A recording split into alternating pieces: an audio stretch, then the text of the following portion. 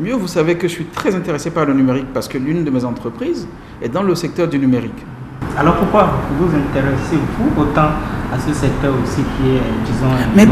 Mais parce que le numérique aujourd'hui libère l'entrepreneuriat. Mais c'est très important aujourd'hui de se dire que un métier qui se faisait aujourd'hui, enfin qui se faisait dans le passé d'une certaine forme, va se faire de multiforme. C'est-à-dire qu'on va pouvoir offrir différents services, beaucoup de types de services, beaucoup de catégories de services vont s'ouvrir aujourd'hui grâce au numérique. Nous avons ce qu'on appelle la notion d'ubérisation, par exemple, qui est tout ce que vous pouvez faire au travers d'applications, tout ce que vous pouvez... Aujourd'hui, je ne sais pas si vous savez, si sans doute vous êtes journaliste, vous êtes très cultivé, très documenté, mais il y a ce qu'on appelle tous les taxis qui existent aujourd'hui, que vous réservez par des applications mobiles. Oui, les startups. Oui, non, pas du tout. Les startups créent ces applications-là. Mais si, par exemple, à Abidjan, on prend des taxis juste en réservant par une application. Absolument. Voilà, c'est ça. Donc, en France, il y a ce qu'on appelle Uber, les taxis Uber. C'est un métier qui n'existait pas et qui est né avec le numérique. Vous avez des métiers qui sont de l'ordre du marketing, des métiers qui sont de l'ordre de la fourniture de services. Enfin bref, il y a pas mal de nouveaux métiers qui arrivent aujourd'hui grâce au numérique. Le e-commerce, etc. Voyez-vous, je vous disais que vous étiez tout à fait renseigné sur le sujet.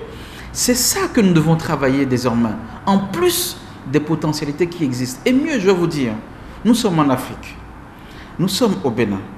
Nous pouvons créer de la valeur davantage que ce que nous ne faisons. Les vendeuses, les vendeurs, tous ces gens-là, à un moment donné, vont utiliser le numérique. Vous allez voir.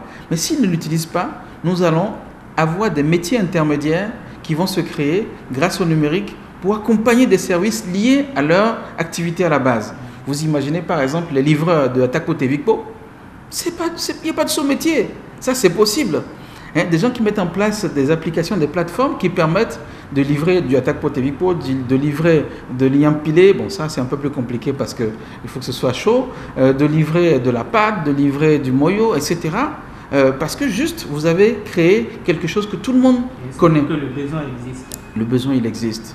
Il existe parce que nous avons nos maisons qui s'éloignent de plus en plus de nos entreprises, des lieux de travail. Donc, les gens ne peuvent plus rentrer à midi pour faire la sieste, etc. Donc, désormais, et en général, ils mangent au bureau. Mais vous savez, il y a une catégorie d'employés qui va naître parce que les salaires vont commencer à augmenter un peu. Moi, je crois en ce qui se fait aujourd'hui. Je pense que l'activité va se développer. Et donc, du coup, les gens vont accepter de mettre un peu plus de 1 500 ou 2 000 francs pour manger à midi. Et là, ils vont se dire, bah, tiens, la vendeuse d'à côté, je ne suis pas très sûr de la quantité de cubes qui a été mise dans la nourriture. Je préférerais commander quelque chose que j'ai testé, qui a, on va dire, qui a été labellisé par des choses, etc. Et du coup, va commander. Et ça va être nouveau. Et je vous assure, ça va arriver en même temps avec, on va dire, le développement de la couche moyenne de la société. Et ça, c'est des choses auxquelles nous devons faire attention pour créer de l'emploi. Et c'est pour ça, c'est parce que je crois en ça que je suis pour le fait d'associer l'entrepreneuriat au numérique. Parce que la plupart de nos jeunes, j'ai remarqué, sont très forts en Facebook, en WhatsApp, mais ils n'ont pas de culture liée à l'ordinateur. Non, mais justement en termes d'innovation, ils ne savent pas utiliser l'ordinateur. En allant sur l'ordinateur, on va pouvoir faire beaucoup de choses demain, nos métiers traditionnels, mais également des métiers nouveaux. Vous voyez, donc on a traité le problème de diagnostic sur le plan de l'adaptation entre formation et besoin sur le marché. On a traité le problème par rapport au fait d'aller taper à la porte du secteur public pour pouvoir demander un emploi. On a parlé du numérique. Et là, je vais simplement sur la dimension culturelle qui fait que dans la tête de chacun de nous, nous devons croire en nos capacités. Nous devons croire en nos valeurs, nous devons croire en notre intelligence et savoir qu'en commençant quelque chose, en y mettant beaucoup de volonté, pas mal d'efforts, on peut y arriver. C'est difficile, je vous l'accorde. Ils vont dire, ouais, mais parce que lui il dit ça parce qu'il a créé ses entreprises en France. Ben non, je n'ai pas créé qu'en France. Ma première entreprise, avant d'en créer une en France, j'ai déjà créé une entreprise au Bénin. Oui, tout à fait. Donc, j'ai créé une entreprise qui m'a permis d'employer des immigrants pour pouvoir avoir des revenus pour financer mes études. Donc j'ai déjà fait, c'est quelque chose que je connais. Donc je pense qu'il y a des choses qui sont possibles au Bénin. Je ne dis pas que c'est facile, mais nous sommes là. nous sommes prêts et nous tendons la main à l'État depuis très longtemps pour mettre nos compétences. Je ne suis pas en train de demander un emploi au gouvernement, mais je dis, j'ai un savoir-faire que je suis en train de mettre à la disposition de l'ensemble de mes compatriotes au travers de la Boss Academy, mais également au travers de nouveaux concepts qui est aujourd'hui d'associer le numérique à l'entrepreneuriat. J'ai ouvert un centre récemment, je ne sais pas si vous êtes au courant, à Savalou. En partenariat avec la mairie de cette ville. En partenariat effectivement avec la mairie donc, de Savalou, mais également avec d'autres partenaires locaux qui travaillent pour développer l'emploi qui est associé au territoire. Et quel est le but de cette innovation, si je peux parler en ces termes? Alors, merci. Cette innovation-là, son objectif, ce n'est pas seulement d'associer le numérique à l'entrepreneuriat, mais c'est aussi de considérer que chacun a le droit de travailler à partir de là où il a envie de vivre. Et ça, c'est important. Et ça, c'est culturel. Et ça doit être culturel. Ça doit être partagé. Si nous avons un jeune qui a tout contenant, qui veut continuer à rester autour de sa famille pour pouvoir vivre de ses compétences et de son savoir-faire, on doit le lui permettre. C'est au nom de cela que nous n'allons pas avoir un Cotonou surabondé, un Cotonou qui déborde de partout avec des bouchons, un Calavi où on ne peut plus compter le nombre de personnes par rue, parce que tout le monde fait de l'exode rural, tout le monde vient vers la capitale. Absolument. Alors qu'on peut avoir beaucoup de choses dans nos territoires et vivre mieux. Et c'est ça aujourd'hui le concept que je pense qu'il faut développer. Entrepreneuriat, numérique, mais également le territoire. J'ai un partenaire qui s'appelle Sens, qui est donc une société dans le domaine de l'économie solidaire, qui travaille depuis des années maintenant dans le département des collines du Zou et du Borgou, qui font des choses intéressantes, ces gens-là, et donc on travaille ensemble. C'est des partenaires qui croient en cela, et moi aussi, c'est mon leitmotiv. Donc je pense que désormais, nous pouvons faire en sorte que l'entrepreneuriat puisse rayonner département par département, commune par commune, pour permettre aux agriculteurs, pour permettre aux jeunes de continuer à vivre dans leur territoire, mais à vivre bien et en profitant de leur environnement immédiat. Quand bien même vous vivez en France, je sais que vous vous intéressez toujours à l'actualité de votre pays. C'est sûr, vous avez lu le programme d'action du gouvernement qui a prévu beaucoup de choses en termes et d'entrepreneuriat, mais aussi de l'économie numérique. Qu'est-ce que vous pensez de tout ce qu'il y a eu aujourd'hui comme réforme et de tout ce que on nous annonce? Alors, écoutez, moi je pense qu'il y a un volet important sur le plan du numérique qui est prévu au PAG, avec un démarrage, on va dire, qui est en train de se faire. On ne peut pas dire qu'aujourd'hui c'est finalisé, donc ça vient de démarrer. Donc je pense que, d'ailleurs même, certaines personnes qui sont sollicitées pour faire un travail de fond sur le sujet m'ont déjà croisé sur leur chemin. On partage des choses, on échange là-dessus sans pour autant qu'on m'ait confié quelques missions que ce soit. Et ce n'est pas nécessaire, d'ailleurs ce n'est pas le sujet, c'est réfléchir ensemble. Moi je pense qu'il y a quelque chose d'intéressant qui est prévu.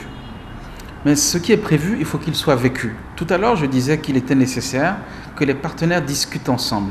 Les parties prenantes doivent parler ensemble.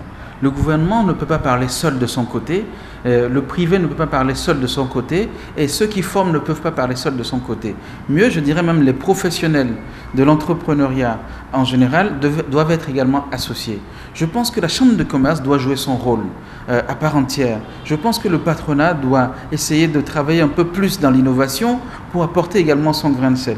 Mais si on n'est pas capable de mettre tous les partenaires autour de la table pour travailler, on aura beau prévoir des choses dans le PAG, ça risque d'être difficile de les faire démarrer. Donc moi j'invite les principaux acteurs que représente le gouvernement et tous ceux que je viens de citer là, mais le gouvernement en premier, à faire en sorte qu'il y ait un espace d'échange, de réflexion et d'innovation pour aller très très loin dans, on va dire, dans les projets énormes qui sont prévus pour que nous ne soyons pas uniquement sur, on va dire, de l'infrastructure, des outils, mais que nous soyons sûrs de l'innovation. C'est très important. Alors, Monsieur le Président, votre mot de la fin, en vous basant sur un message fort à l'endroit de la jeunesse qui aujourd'hui, visiblement, ne croit plus trop en elle-même, parce qu'au vu des concours qu'on lance, au vu des questions liées à l'emploi, au chômage et tout, la jeunesse qui ne croit plus véritablement en elle-même, votre message fort à l'endroit de cette jeunesse-là. Alors là, je veux le faire avec beaucoup plus on va dire de recul, parce que vous voyez, j'ai parlé de manière très énergique, et c'est même pas fait exprès, parce que quand on parle d'entrepreneuriat, moi ça me tourne dans le ventre, et j'aime ça. Par rapport aux jeunes, j'ai envie de dire que les jeunes ont leur destin dans leurs mains. Il faut qu'ils considèrent que c'est eux et eux seuls qui peuvent faire bouger les choses. Et surtout de ne pas confier leur destin à quiconque. Je dis ça parce que de toute façon, il n'y a personne mieux que eux-mêmes qui pourrait le réussir. Qu'est-ce que ça veut dire? Ça veut dire que pour ceux qui sont à l'école, à l'université, il leur revient de faire des recherches, il leur revient d'être actifs dans leur avenir, dans la gestion de leur avenir, dans les carrières qu'ils envisagent pour arriver à trouver les informations nécessaires. On n'est plus dans l'orientation comme on l'était il y a 30 ans de notre temps. L'orientation, nous savons que le jeune peut avoir beaucoup d'informations aujourd'hui grâce à Internet. D'accord? Mais si on a de quoi aller sur Facebook, on a de quoi aller sur Internet. Qu'on ne me dise pas qu'on ne peut pas aller sur Internet parce qu'on n'a pas les moyens, parce que tout le monde est sur Facebook et sur WhatsApp. Donc de l'école, on peut demander et exiger des professeurs de nous accompagner sur des territoires qui nous paraissent les plus opérationnels pour notre avenir. Deuxièmement, le gouvernement est à l'écoute, je l'espère. En tout cas, tout gouvernement doit être à l'écoute. Donc, il faut parler au gouvernement, il faut saisir les bonnes instances, il faut aller réclamer auprès de sa municipalité, auprès de la préfecture, parce que c'est de la démocratie, qu'ensemble, nous sommes 10 jeunes, 20 jeunes, 50 jeunes, et nous souhaiterions que vous nous mettiez à disposition ceci. À mon avis, si on est saisi de manière régulière, les instances dirigeantes de notre pays vont nous entendre, vont entendre notre jeunesse et essayer de les accompagner. Il faut saisir également les organes qui sont prévus pour dialoguer en matière d'emploi et d'entrepreneuriat. Je veux parler de l'ANPE, je veux parler de la Chambre de commerce, etc. Ces structures-là sont là pour ça. Donc il faut aller les saisir. Et j'ai envie de dire, encore une fois, la jeunesse a son destin en main en allant frapper aux bonnes portes. Puis il y a nous autres qui sommes là. Moi, je reçois plein de jeunes régulièrement à différents endroits du territoire du Bénin, mais également à l'étranger, en Afrique, et que j'accompagne. Ça, je veux dire, notre travail n'est pas grand-chose, parce que ce n'est pas, on n'intervient pas toujours en masse, mais bon, voilà, on est quand même là et on peut apporter quelques pierres à l'édification de notre pays. Voilà donc ce que j'ai envie de dire. Jeunesse, ton destin est dans ta main. Ce dont tu as besoin, tu dois savoir le demander et frapper à la bonne porte. Il n'y a que comme ça que tu vas t'en sortir. Si tu sens que tu peux entreprendre, va taper à la porte de l'entrepreneuriat. Si tu sens que tu es plus à l'aise dans un emploi pour être employé, tu as aussi raison. Alors, cherche à vendre davantage tes compétences et prépare-toi pour cela. Parce que tu peux y arriver. Il n'y a pas à être il ne faut pas jeter l'éponge avant d'avoir lavé la vaisselle, sinon elle ne sera jamais propre.